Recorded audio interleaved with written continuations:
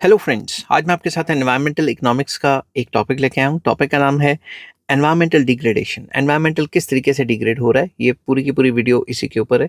और कौन कौन से पॉइंट्स आपने पेपर में लिखने हैं, सारे इसमें लिखे हुए हैं। यूजीसी यूपीएससी के लिए काफ़ी इंपॉर्टेंट टॉपिक है। तो चलिए विदाउट वेस्टिंग एनी टाइम शुरू करते हैं। Environmental degradation refers to the deterioration of the natural environment due to human activities and natural disasters.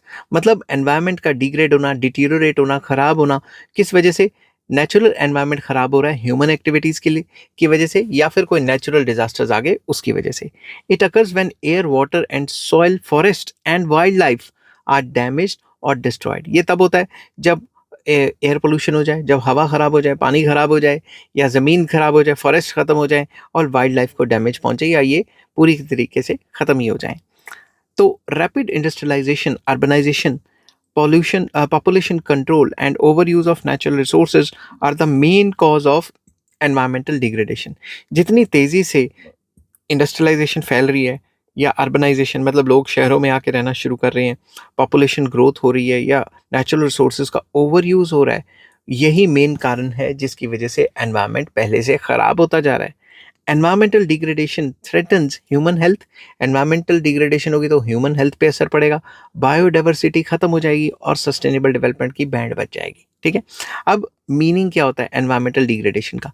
Environmental degradation means the decline in environmental quality. जो environment है उसकी quality का खराब होना। क्यों? कॉज्ड बाय पोल्यूशन, पोल्यूशन की वजह से, डिफॉरेस्टेशन जो जंगल के जंगल साफ कर रहे हैं उनकी वजह से, क्लाइमेट चेंज की वजह से, लॉस ऑफ बायोडाइवर्सिटी, हमारी बायोडाइवर्सिटी खत्म होती जा रही है क्योंकि पोल्यूशन इतना कर रहे हैं।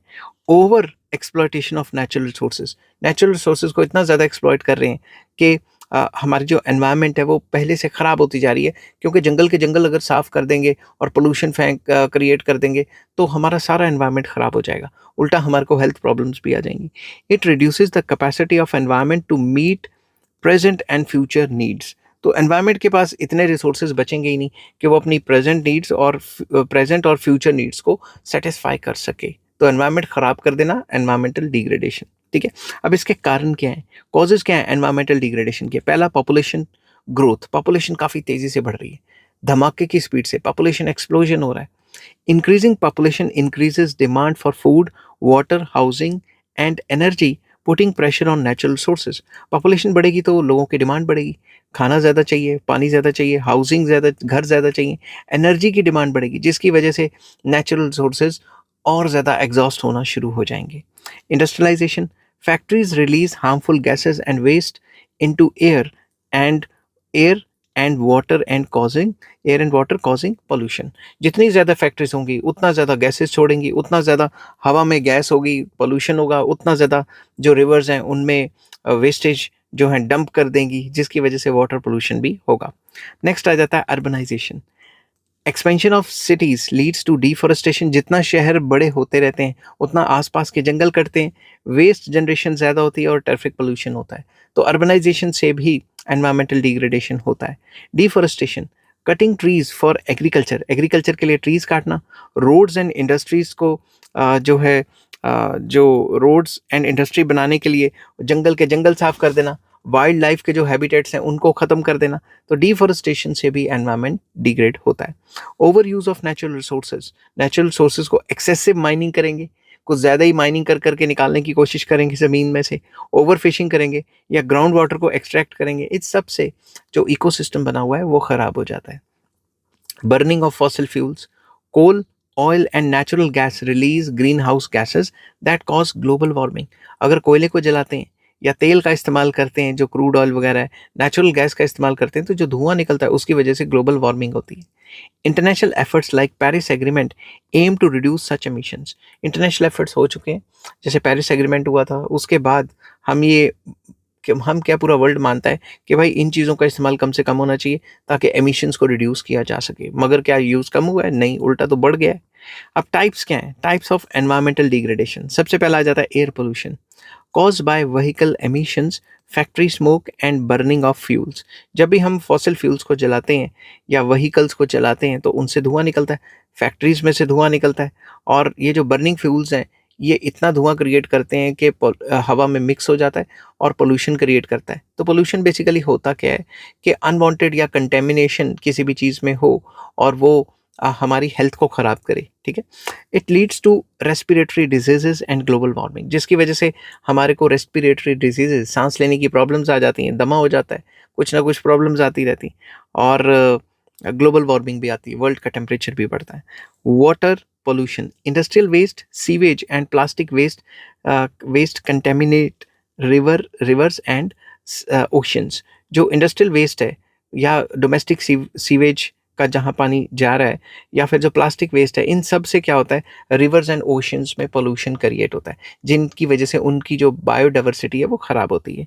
Soil degradation very important, overuse of fertilisers, pesticides and deforestation reduce soil fertility. अगर हम फर्टिलाइज़र बहुत ज़्यादा छिड़केंगे ज़मीन के ऊपर, पेस्टिसाइड छिड़केंगे या डिफॉरेस्टेशन करेंगे, इसकी वजह से भी सॉइल की फर्टिलिटी पहले से कम होती है। Noise pollution very important, traffic, industries and loud speakers create harmful noise levels. तो जो ट्रैफिक है, हर वक्त हॉर्न बजाते रहो या फिर इंडस्ट्रीज़ की चलने की जो आवाज़ें आ रही हैं या फिर लाउड स्पीकर्स लगे हुए हैं, ये भी नॉइज़ पोल्यूशन क्रिएट करते हैं और इनकी वजह से भी जो इंसान और जो जानवर हैं सबको प्रॉब्लम्स आती हैं, ठीक है। तो आपने देखा होगा कि आजकल शहरों में चिड़ियाँ दिखनी बंद हो गई हैं। आजकल शहरों में स्पेसिफिक जो काफ़ी ज़्यादा शोर की वजह से जो क्या कहते हैं, कुछ स्पेसिफिक बर्ड्स जो हैं वो दिखने एकदम कम हो गए हैं, ठीक है। Loss of biodiversity, destruction of habitat leads to extension of plants and animals.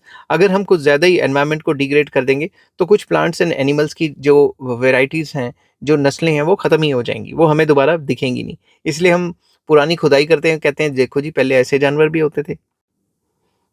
अब हम डिस्कस करते हैं कि इफेक्ट्स ऑफ एनवायरमेंटल डिग्रेडेशन। ये जो एनवायरनमेंट डिग्रेड हो रहा है, इसके असर क्या हैं। सबसे पहला आ जाता है climate change and rising temperature. Temperature लगातार बढ़ रहा है, क्लाइमेटिक चेंजेस आ रहे हैं। Frequent floods, drought and storms, कहीं एकदम से फ्लड्स आ जाते हैं, कहीं सूखा पड़ गया, कहीं पे तूफान आ गए एकदम। Health problems such as asthma, waterborne diseases et cetera et cetera. Asthma हो जाता है या वाटर बॉर्न डिजीजेज हो जाते हैं और इस टाइप की कई चीज़ें होती रहती हैं। तो फिर हम ये कह सकते हैं कि भाई एनवायरनमेंट को साफ़ रखना चाहिए, एनवायरनमेंट को साफ़ नहीं रखेंगे तो ये प्रॉब्लम्स आएंगी। Food shortages due to soil erosion, soil erosion की वजह से फूड की शॉर्टेज हो जाती है। अगर ज़मीन अच्छी नहीं रहेगी तो फिर पैदावार कैसे होगी, पैदावार नहीं होगी तो खाने की कमी हो जाएगी। Loss of wild life and ecosystem imbalance, wild life खत्म हो जाएगी, इकोसिस्टम में इम्बैलेंस आ जाएगा। These effects threatens both human life and economic growth. तो इन सारी वजह से ह्यूमन लाइफ तो परेशान रहेगी, इकोनॉमिक ग्रोथ भी खत्म हो जाएगी। अब आ जाता है measures to control environment degradation. Environmental degradation को कंट्रोल करने के लिए क्या करें। एफॉरेस्टेशन, जंगल लगाएं, पेड़ लगाएं, ठीक है, जंगल को बढ़ावा दें। Planting more trees helps to control soil erosion and improves air quality. ज़्यादा से ज़्यादा पेड़ लगाएंगे, एयर क्वालिटी अच्छी होगी और सॉइल एरोजन भी बचेगी। यूज़ ऑफ रिन्यूएबल एनर्जी, हमें solar energy, wind energy, hydro power energy का यूज़ करना चाहिए ताकि पोल्यूशन कंट्रोल रहे और कार्बन एमिशंस को भी कंट्रोल में रखा जा सके। वेस्ट मैनेजमेंट, रिसाइकलिंग करना पड़ेगा। Recycling and proper disposal of waste prevent land and water pollution. Recycling करो और जो डिस्पोजल है, जो कूड़ा करकट है, उसको प्रॉपर जो है वेस्ट मटेरियल को प्रॉपर से रिसाइकिल करना चाहिए और ऐसे नहीं कूड़ा करकट ज़मीन पे ना फेंको ताकि ये ना हो कि पोल्यूशन हो जाए, और कहीं कूड़े करकट को रिवर्स वगैरह में मत फेंको ताकि वाटर पोल्यूशन भी ना हो जाए। तो लैंड पोल्यूशन और वाटर पोल्यूशन को बचाना है, प्रॉपर वेस्ट मैनेजमेंट करनी है। सस्टेनेबल एग्रीकल्चर, ऑर्गेनिक फार्मिंग करो जिससे कि सॉइल एंड वाटर की कंटेमिनेशन कम होएगी। ज़्यादा केमिकल मत छिड़को। एनवायरनमेंट के लॉज को स्ट्रिक्टर होना चाहिए, लॉज तो बने हुए हैं, इम्प्लीमेंट नहीं होते अच्छे से। Government implement strict pollution control rules. Organisations like the United Nations promote global environmental protection. तो सरकार को स्ट्रिक्ट रूल्स बनाने चाहिए, जितना स्ट्रिक्ट रूल्स बनाएगी सरकार उतना ही अच्छा रहेगा। रूल्स तो बनाए भाई, इम्प्लीमेंट भी करो, ठीक है। ऐसे नहीं कि गवर्नमेंट ऑफिशियल्स को भेजा और वो रिश्वतें खा के बैठ जाएं और कोई स्ट्रिक्ट एक्शन ना ले। और जो यूनाइटेड नेशंस वगैरह वो वर्ल्ड लेवल पे काम करे। अब काम कर रही है नहीं कर रही है ये तो एक अलग बात है कि एक तरफ वो कह रही है कि ऐसा होना चाहिए, वैसा होना चाहिए, तीसरी तरफ वो इतनी वर्ल्ड में वॉर्स चल रही हैं उसको रोक ही नहीं रही, जिसकी वजह से इतना धुआं निकलता है। तो एक जो इंडिविजुअल है उसका क्या रोल है, रोल ऑफ इंडिविजुअल इन ये जो एनवायरमेंटल डिग्रेडेशन है, इसमें क्या रोल है इंडिविजुअल का। Every person can help to reduce environmental degradation. किस तरीके से, वाटर सेव करे और बिजली बचाए, इनका ओवर यूज़ ना करें और वेस्टेज ना करें। पब्लिक ट्रांसपोर्ट को यूज़ करना चाहिए, प्लास्टिक के यूज़ को अवॉइड करना चाहिए, ज़्यादा से ज़्यादा पेड़ लगाने चाहिए, इको फ्रेंडली प्रोडक्ट्स का इस्तेमाल करना चाहिए। तो small actions can bring big change. छोटे-छोटे एक्शंस ग्राउंड लेवल पे लिए जाएँगे तो बड़ा चेंज आना जो है वो काफ़ी जो ज़रूरी हो जाएगा, ठीक है? अब इस टॉपिक को कंक्लूड करते हैं। Environmental degradation is a serious global problem caused mainly by human activities. Human activities की वजह से ग्लोबल प्रॉब्लम्स आ गई हैं, एनवायरनमेंट खराब हो गया वगैरह-वगैरह, ठीक है? इफ नॉट कंट्रोल, अगर इसे आज ही कंट्रोल नहीं किया गया, it will harm the future generations.